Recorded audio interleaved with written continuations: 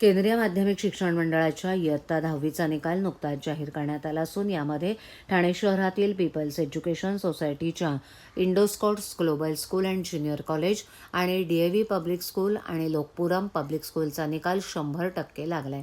यामध्ये people's education सोसायटीच्या Indoscots global school and junior कॉलेजच्या सुरभी रानडे हिनं 99.60% गुण मिळवत अव्वल स्थान पटकावून विद्यालयाचं नावलौकिक उंचावलंय. केंद्रीय माध्यमिक शिक्षण मंडळाच्या अंतिम परीक्षेचा निकाल जाहीर झाला.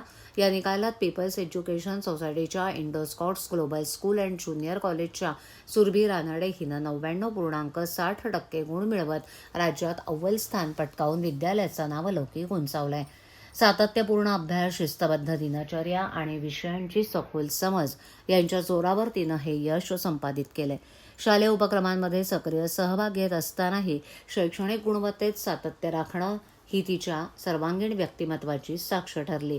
तसंच इतर विद्यार्थ्यांनीही उल्लेखनीय यश मिळवलंय. सई खेडेकर आणि मास्तर संकल्प शिंदे यांनी प्रत्येकी 96.6% गुण मिळवले, तर श्रेयस खुले यांना 96% गुण प्राप्त केलेत. शिवाय अनेक विद्यार्थ्यांनी उच्च श्रेणीत उत्तीर्ण होत आपल्या गुणवत्तेची ठळक छाप पाडली आहे. लोकपुरम पब्लिक स्कूल या शाळेचा निकाल 100% लागलाय.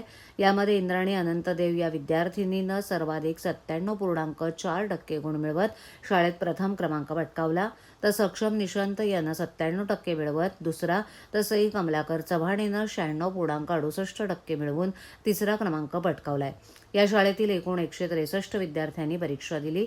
यामध्ये अवघ्या 6 विद्यार्थ्यांनी 90% आणि त्याहून अधिक गुण मिळवले असल्याची माहिती शाळेच्या मुख्याध्यापिका मंजुषा बापट, बकुल अवराणी आणि लोक फाउंडेशनच्या डॉक्टर पिलिका चंद्रा यांनी सांगितलं.